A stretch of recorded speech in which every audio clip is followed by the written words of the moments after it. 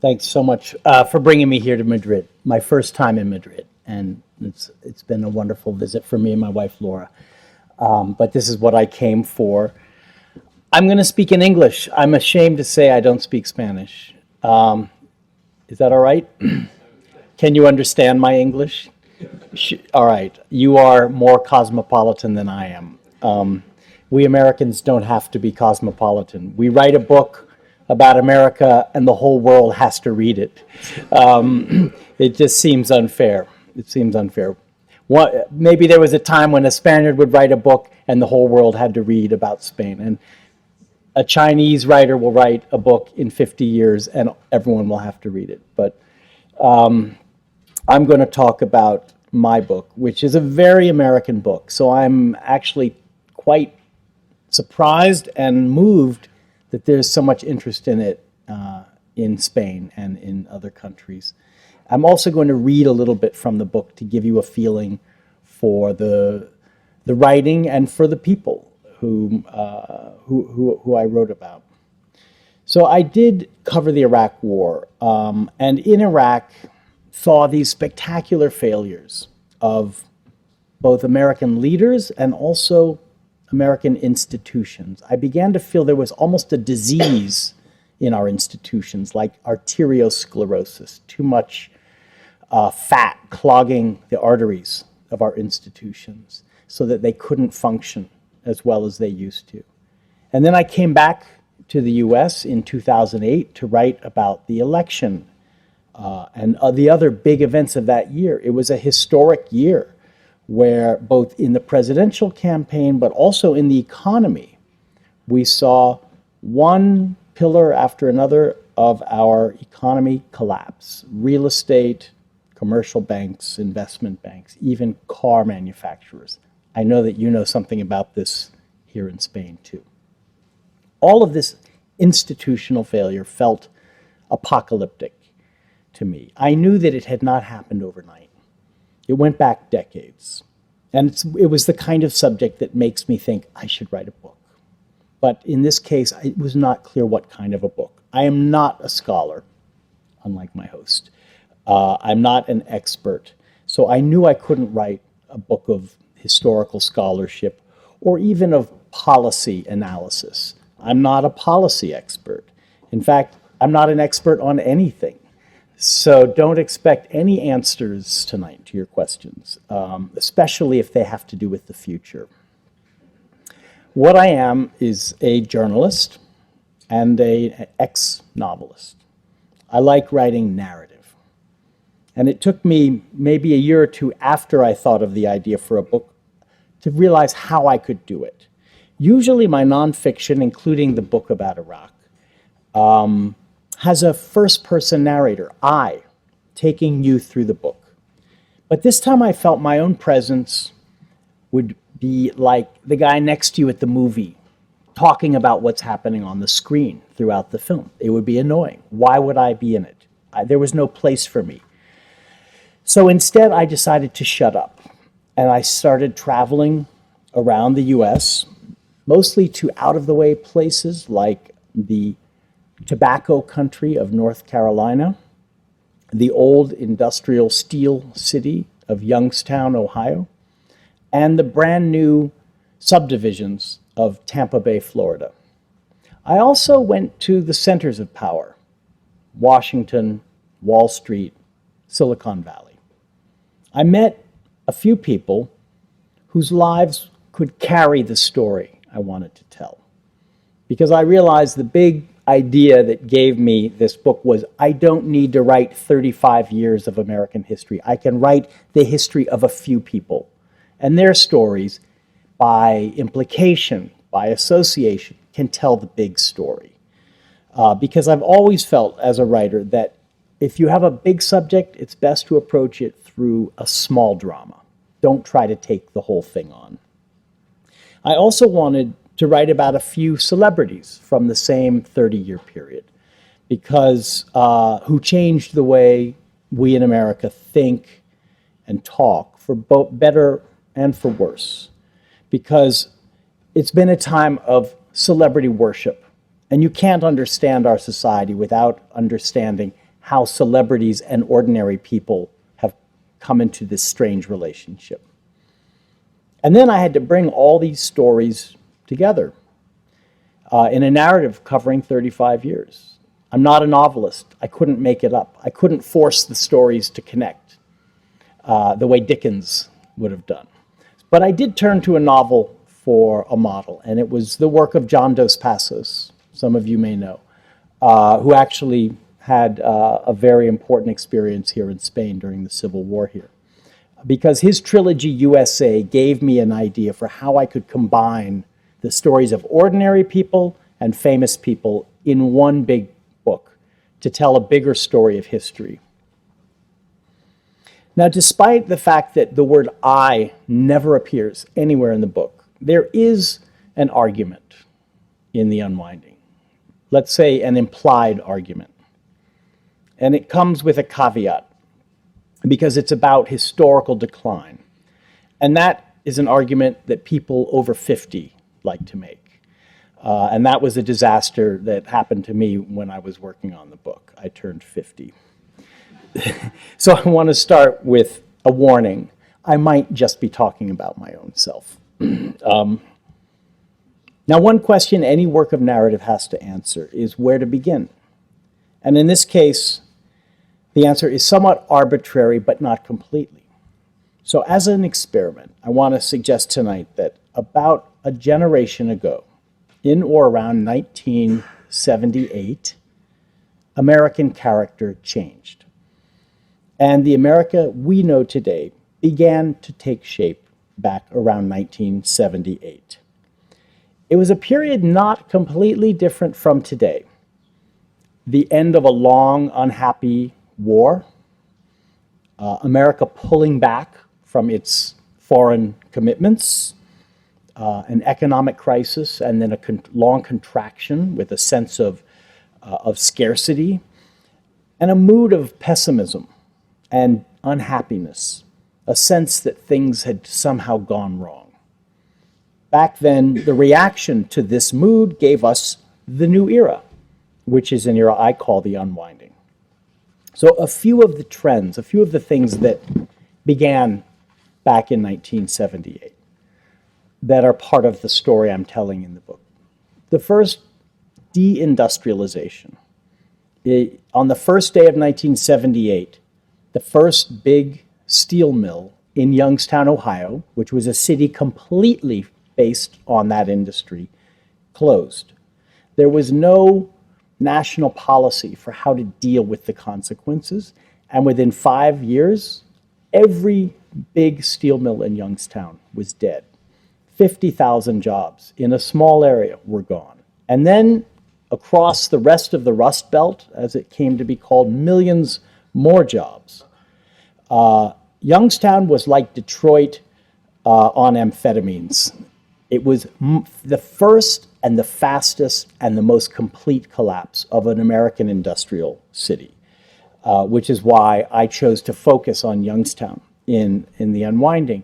Now, if all these people, these millions of people who lost their jobs, had been removed from life by a plague, it would be considered one of the biggest events in history. But instead, because it was an economic event, it is almost considered normal. And in fact, we don't even really think much anymore about deindustrialization because we've gotten so used to it.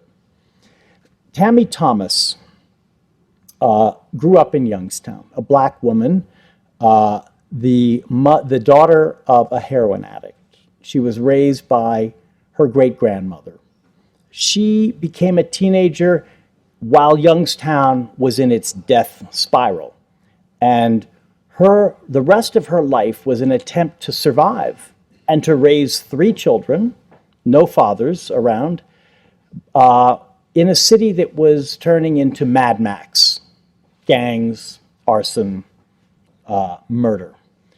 And she somehow did it. She managed to survive and to keep her children not just safe, but educated, so that they could all grow up and leave Youngstown, which is the only way to succeed. Because she got one of the very last jobs in a factory on an assembly line making car parts. So here is until around 2005. That job, like so many industrial jobs, went to Mexico. She lost it. And then in midlife, she had to remake herself, which happens to so many Americans, this need to reinvent yourself in the middle of your career. And she became a community organizer, like the man who was elected president around the same time. Here's a bit about Tammy. Tammy Thomas grew up on the east side of Youngstown. Years after she left, when things got bad there, and moved to the south side, and after she left the south side, when things got bad there, and moved to the north side, in certain moods, she would drive her metal gray 2002 Pontiac Sunfire over the expressway, which broke up the city when it came through in the late 60s, and return to look around her old neighborhood. When Tammy was coming up in the 60s and 70s, the east side was still a mixed area. Next door to her house on Charlotte Avenue, there'd been an Italian family. Hungarians lived across the street. The blue house was Puerto Rican, and there were a few black homeowners too. The wide open field at the corner of Charlotte and Bruce Street had once been her elementary school. Down Bruce Street, there'd been a church that was later hit by a storm and torn down. A depression that cut through the grass of two empty lots had been an alley lined with peach and apple trees. Back then, everyone raised flowers and vegetables in their yard. Around her house on Charlotte, there'd been Rose of Sharon, forsythia, tulips, and hyacinth. As a girl, she used to sit on her front porch and look down the street and see the tops of the smokestacks. And if the wind blew right, she could smell the sulfur in the air. The men on the east side had good jobs, most of them in the mills. Families kept up their property and were proud to own three-story houses, all of them big compared to a working class home in the Northeast. Back then, the mafia kept things in order, so there weren't a whole lot of shenanigans going on. As Tammy drove over the crumbling asphalt of the streets, she was still amazed by the gaps and silence where there'd once been so much life. It was as if she still expected to see the old families, and the east side had just disappeared. Where did it all go? The things that had made it a community, stores, schools, churches, playgrounds, fruit trees, were gone, along with half the houses and 2/3 of the people. And if you didn't know the history, you wouldn't know what was missing. The east side had never been the best part of Youngstown, but it had the most black homeowners. And to Tammy, it had always been the greenest, the least dense, the most beautiful. And now parts of it were almost returning to nature, with deer wandering across overgrown lots where people came to dump their garbage. It frustrated her that everyone had forgotten about the east side. Not sad, not sentimental. She was frustrated because she hadn't given up, and she wouldn't slip into the resignation that had settled over Youngstown, because this city was where she'd lived her whole life, and her past was still real to her, and there was still something to be done. So that's a bit from the book about one of the main characters, Tammy Thomas. Now, along with this loss of industry came the end of unions. And really, we can say the end of unions. They hardly exist anymore in the United States. In 1978, 25% of private sector jobs were union, and last year it was 7%. Americans really no longer think of themselves as employees. We're all independent contractors now. We're serial entrepreneurs. The founder of LinkedIn, Silicon Valley company, wrote a book called The Startup of You. So we're all startups. And if you would rather just live your life working for one company, tough luck. Now, there were two big success stories during this period. The first is Wall Street. Ever since the New Deal, banking had been a stable, boring business. In movies from the 40s and 50s, bankers were not Gordon Gekko or the Wolf of Wall Street. They were dull, solid pillars of the community. Investment banking was separated by the Glass-Steagall Act from commercial banking, and it was a closed world of private partnerships in which rich men carefully weighed their risks because they were playing with their own money. In the early 80s, investment banks started to go public, and financial deregulation began. The purpose of a company was reduced to its shareholder value, the price of its stock. In 1978, the finance industry represented just under 5% of gross domestic product. It's double that today. And salaries in finance far outstrip the other professions, which helps explain why 35% of Ivy League graduates take their talent and their education to Wall Street. Some experts call it the financialization of the economy.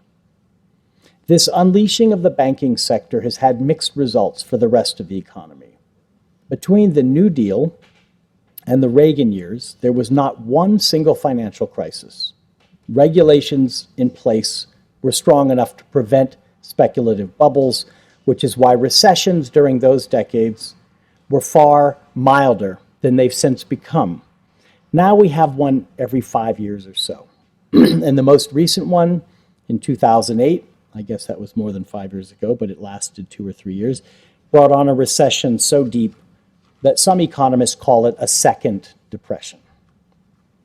The second big winner was Silicon Valley. I grew up there before it was called Silicon Valley. It was the Santa Clara Valley, and it was a pleasant, boring, middle-class place with good public schools. The year I graduated from high school, 1978, California voters passed a referendum that cut taxes for education so deeply that since then, California schools have gone from the top to near the bottom in the country's rankings. Just the year before, in 1977, came the Apple II, the first truly popular personal computer. For most ordinary Americans, that was the start of the information age. It came with a kind of revolutionary spirit, an impatience with old structures and hierarchies, an idea of personal liberation, and a worship of words like innovation and disruption, two key words in Silicon Valley. There's a sense that the digital age could establish a whole new social order. Technology, since then, has absolutely changed everything about the way we live, write, read, talk, teach, amuse ourselves. But if you can manage to look up from your mobile device, you can't help noticing that while the information revolution has made a few very smart people incredibly rich, it employs far fewer people than the old industrial economy. And in places like Brooklyn, where I now live, young people spend all day in cafes working for free for Google, Facebook, and Twitter. Until the 70s, most business leaders wanted nothing to do with Washington. They kept a distance on government. Then they began to realize that their fortunes could be made or unmade by the federal government as its size and its regulatory power expanded, and the profession of lobbying took off. Today, very little happens in Washington without the consent of well-funded special interests. In the book, I call it organized money. It has existed ever since the First Amendment of the Constitution, but when you take away the laws and the norms holding this power in check, as happened in the age of the robber barons 100 years ago and has happened again now, it becomes the default force in American life. Over the past few years, two very important Supreme Court decisions removed most of the limits on campaign spending that had been passed by Congress. According to the reasoning of the majority, which is either astonishingly naive or else completely disingenuous, money does not influence politicians unless it involves a direct quid pro quo. Write me a check and I'll do something for you. Of course, it never happens like that. It's more subtle, but it does happen all the time. Last year, 2 American political scientists published a study that found that over the past 3 decades, the chances of a new idea becoming law, a policy idea becoming law, are less than 1 in 5 if the economic elite oppose it, even if the majority of voters are in favor. Some news organizations like the BBC announced in triumph that America had become an oligarchy. It was no longer a democracy. And finally, in 1978, American politics changed. That was the year that the conservative movement came to Washington in the midterm elections 2 years before the election of President Reagan. It was led by a history professor from Georgia named Newt Gingrich, who came to Washington that year as well. The New Right was a real grassroots movement, in some ways part of the post-60s politics in America. It was in some ways more democratic, less hierarchical, driven more by personalities than by political parties. Suspicion of government has been in our American DNA ever since the Revolution. But this latest version came with elements of fundamentalism and even a kind of nihilism. The anti-government philosophy of today's Tea Party conservatives has this self-fulfilling idea: make government unworkable and government won't work. And then Americans will turn against it. It's actually rather easy to do.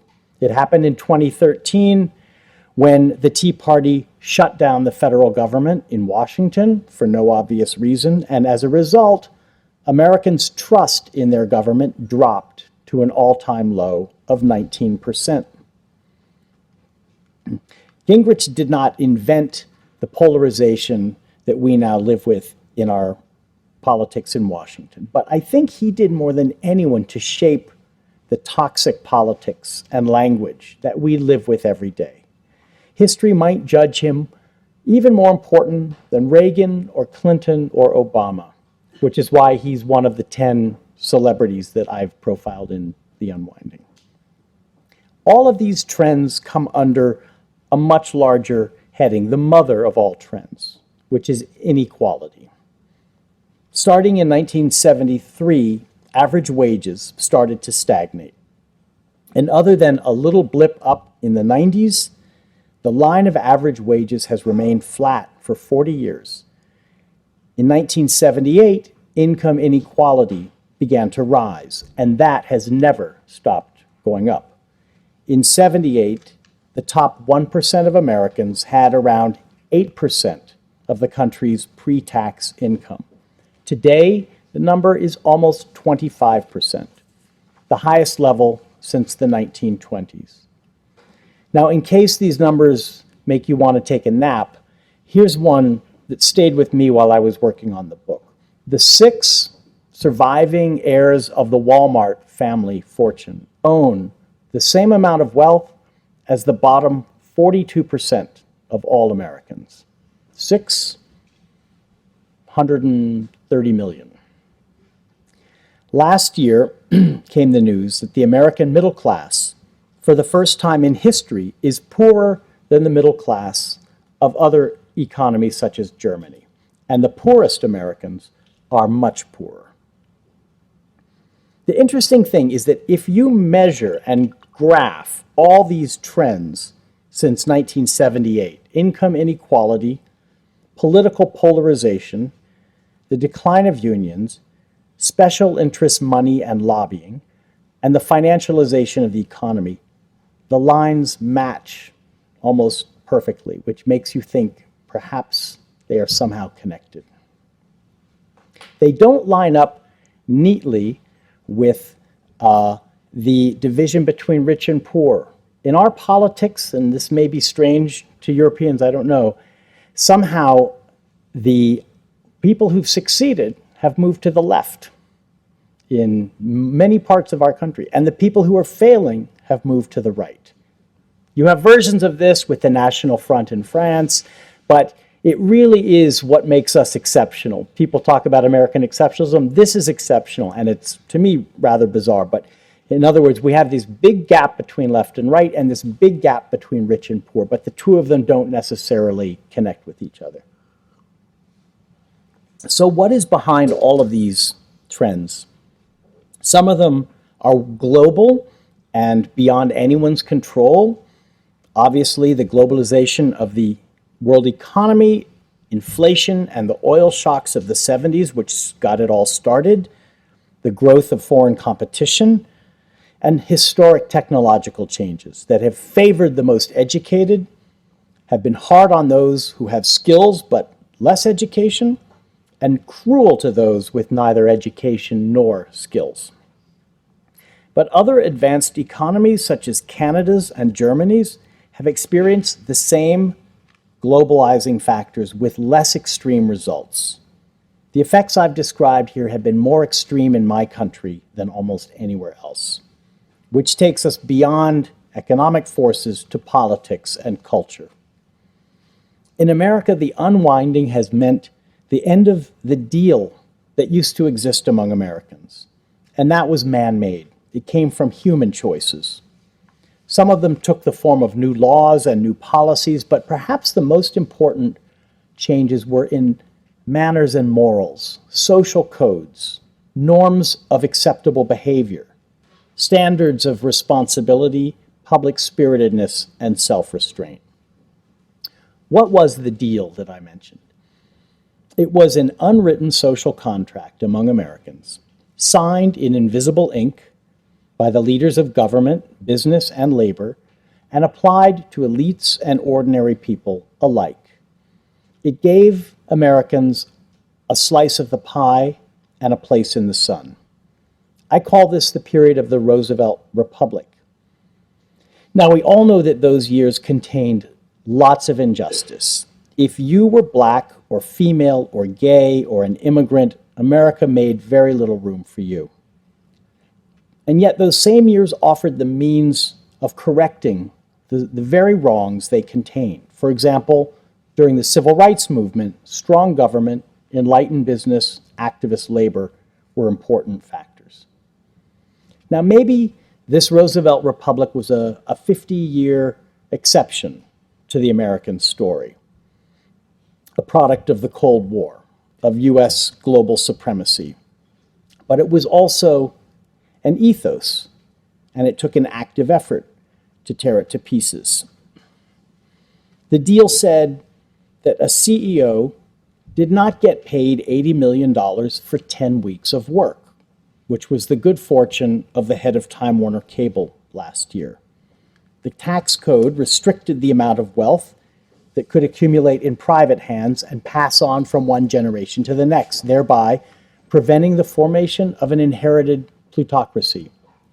And related to this shared prosperity, during the post-war years, political participation, rates of voting, reached an all-time high. At the same time, American elites were playing a role that today is hardly recognizable. They actually saw themselves as the custodians of national institutions. The heads of banks and corporations, universities, law firms, foundations, media companies, they weren't more or less personally venal or meretricious or greedy than their counterparts today. We know that human nature does not change. But they rose to the top in a culture that put a brake on these traits and didn't glorify them. Call it hypocrisy. It's underrated. Today, instead of elites, we have celebrities. They dominate the landscape like giant monuments to aspiration and overreach. They are as intimate as they are grand, and they offer themselves for worship to ordinary people searching for an object of devotion. In times of wide opportunity, the distance between these gods and the mortals closes, the monuments shrink closer to human size, and the lives of our celebrities become fodder for gossip. But they loom large in times like now, when inequality is soaring, trust in our institutions is falling, and the normal paths of upward mobility are blocked. Celebrities no longer rise with their fellow Americans, they rise from them. They constitute their own superclass. They hang out at the same TED Talks, big idea conferences, fundraising galas. They appear on the same talk shows. They invest in one another's projects.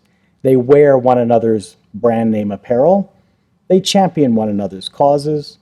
They marry one another and then cheat on one another with one another. They can be found in every sector of society, including ones that don't seem very glamorous, like banking, Jamie Dimon, computing, Sergey Brin, real estate, Donald Trump, media, Arianna Huffington, and restaurants, Alice Waters. There's often a quality of self-invention to their rise. Mark Zuckerberg went from awkward geek to the subject of a Hollywood hit. Sean Carter turned into Jay-Z. Martha Kostyra became Martha Stewart and then Martha Stewart Living. The person evolves into a persona and then a brand and then an empire with the imperative of grow or die. And this process substitutes celebrities for our institutions. Instead of public education, we have Mark Zuckerberg's rescue, which didn't really work out, of the Newark, New Jersey public schools. Instead of a vibrant literary culture, we have Oprah's book club. Instead of federal investment in basic scientific research, we have the Gates Foundation or Eric Schmidt's Ocean Institute. Celebrities either buy institutions or disrupt them. If you are the institution, you don't need to play by the rules. Zuckerberg's foundation myth begins with a disciplinary proceeding at Harvard, which leads him to drop out and found a company whose motto is move fast and break things. Jay-Z's history as a crack dealer isn't a hard luck story. It's celebrated by his fans and by himself as an early sign of hustle and street smarts. Martha Stewart's jail time for perjury just proved that her will to win was unbeatable. These new celebrities live by the hacker's code. Ask forgiveness, not permission.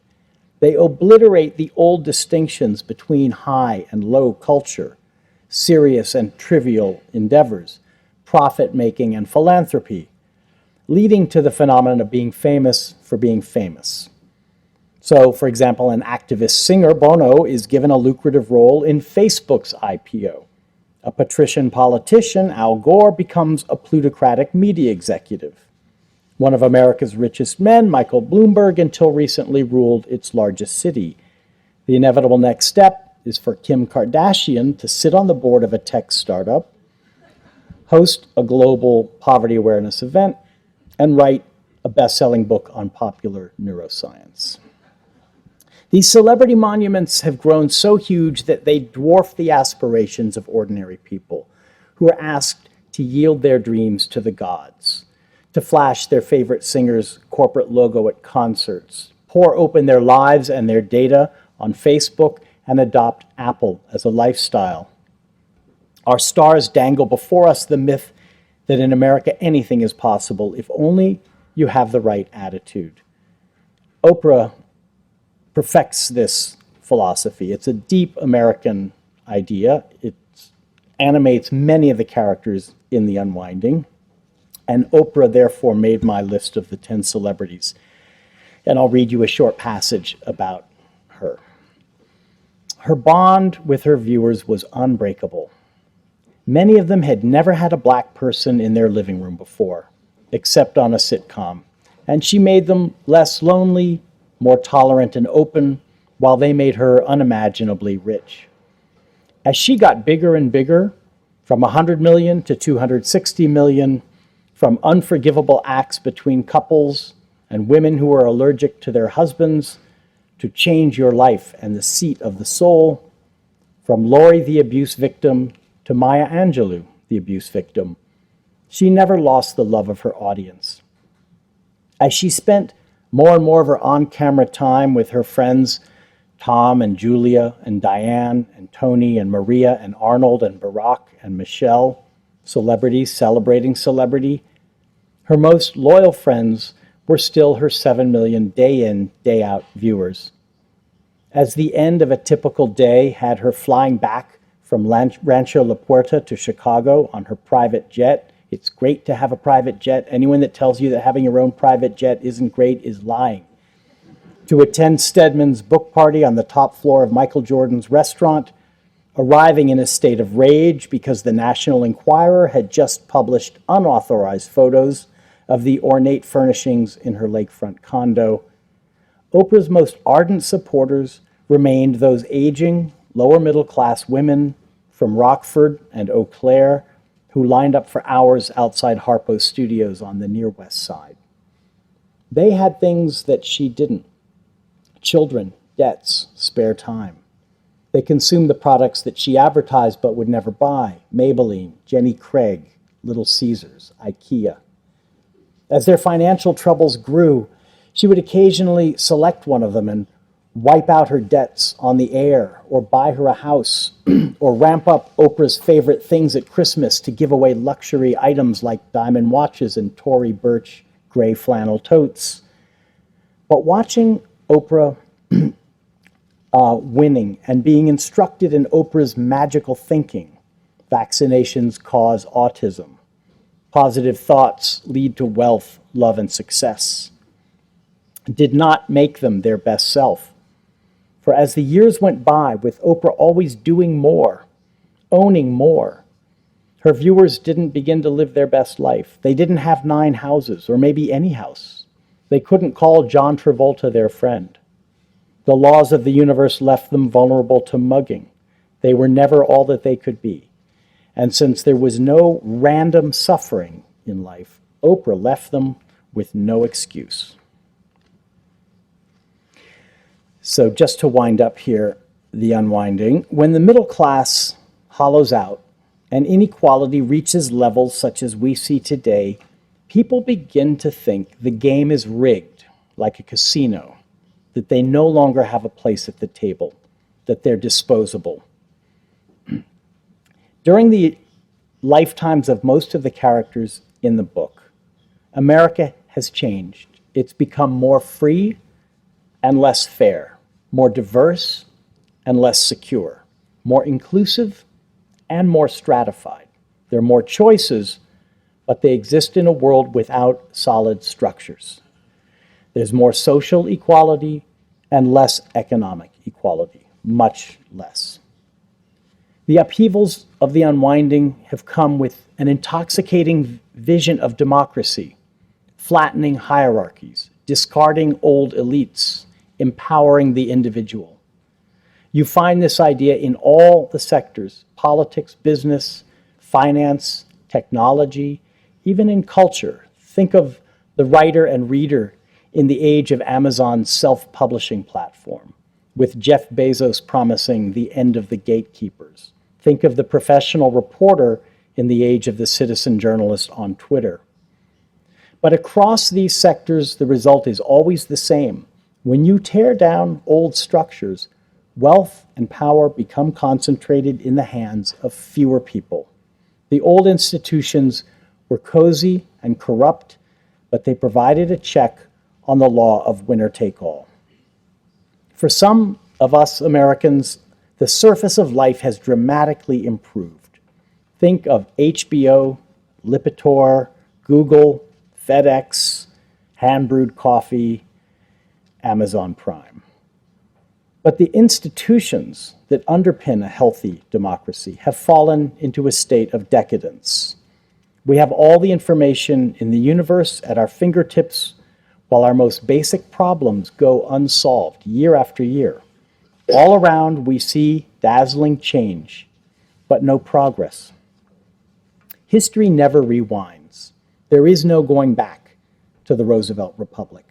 Today, what I see in America is a tremendous amount of public unhappiness without an idea that can tap it and channel it in a positive way. Some people thought Occupy Wall Street was that idea. Some people thought it was the Tea Party. Some people thought it was Barack Obama. But none of them have been able to jump on the horse of public opinion and ride it. They've all been thrown off. Instead, there are thousands of small eruptions of energy around the country, local ideas of change and reform, most of them in places we've never heard of. Without that big overarching idea, we Americans tend to fall back on the individualism that's perhaps the oldest and deepest current in our life. And I'll end tonight with a bit about the main character in the book, who really embodies that spirit of American individualism. He's a person I don't think you would find anywhere else in the world. His name is Dean Price. He was born in the tobacco country of North Carolina.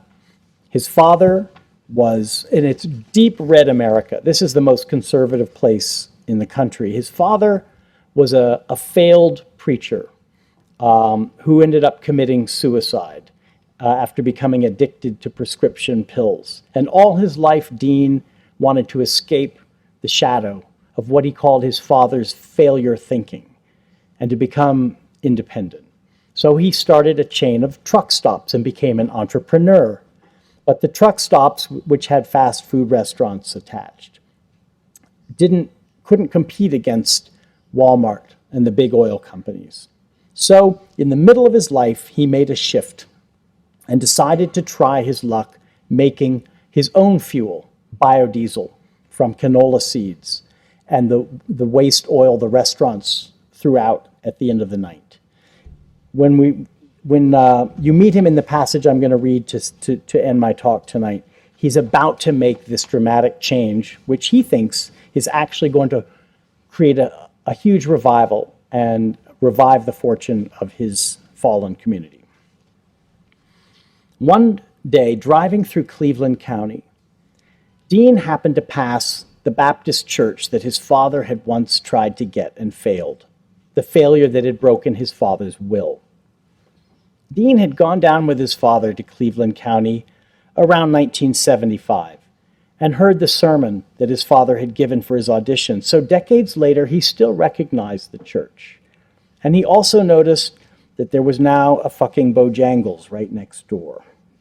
For Dean, Bojangles, a fast food restaurant for those of you who don't know, had come to represent everything that was wrong with the way Americans lived, how they raised their food and transported it across the country, how they grew the crops to feed the animals that they ate, the way they employed the people that worked in the restaurants, the way the money left the community. Everything about it was wrong. Dean's own business, gas and fast food, had grown hateful to him, and he saw the error of his ways as his father never had. And the conjunction of his father's legacy and his own struck him with bitter irony as he drove past. Dean was seeing beyond the surfaces of the land to its hidden truths. Some nights, he sat up late on his front porch with a glass of Jack Daniels and listened to the trucks heading south on Route 220, carrying crates of live chickens to the slaughterhouses, always under cover of darkness like a vast and shameful trafficking. Chickens pumped full of hormones that left them too big to walk. And he thought how these same chickens might return from their destination as pieces of meat to his floodlit Bojangles up the hill from his house. And that meat would be drowned in the bubbling fryers by employees whose hatred of the job would leak into the cooked food. And that food would be served up and eaten by customers who would grow obese and end up in the hospital in Greensboro with diabetes or heart failure, a burden to the public. And later, Dean would see them riding around Walmart in electric carts because they were too heavy to walk the aisles of a supercenter, just like hormone-fed chickens. The traffic on Route 220, the lifeblood of his chain, made him think about all the engines burning all those millions of gallons of gas that came from America's enemies overseas, and the millions of dollars leaking out of the local economy to the oil companies and the big box retailers. And he would pull his truck into a Marathon gas station to fill up and notice the logo above the pump with the words, "All roads lead to liberty," written across a flag in the shape of the U.S. map. And it would make him crazy to think of people around here buying into such hypocritical bullshit. They'd grown dependent on the corporations and lost their independent spirit. They were supposed to be Americans, not Americains. But democracy was in one of those stages of decline. Dean was an optimist, a latter-day Horatio Alger. There was no Armageddon without the rapture. He fervently believed that out of this collapse would come a new birth. A whole new way of life would emerge, right here in Rockingham County and around the country. In a decade or two, the whole landscape would be different. There might not be any more Walmarts, Exxon, and Archer Daniels Midland. With gas up to $6 or $7 a gallon, instead of centralization and long-distance transport and everything on a huge scale, the new economy would be decentralized, local, small scale. Rural areas like the Piedmont were on the cusp of a revival, and everything they needed was right at hand, riches in the fallow fields. In the age of riverboat travel, there'd been a gristmill every 50 miles or so where people produced flour using water power. In the coming years, small fuel refineries and meat processors would spring up every 50 miles on Route 220. Instead of mass production, it would be production by the masses. The future would take America back into its past. In 20 years, nothing would be recognizable. It would be a difficult transformation, but on the other side lay an absolutely beautiful America. Okay, thank you very much.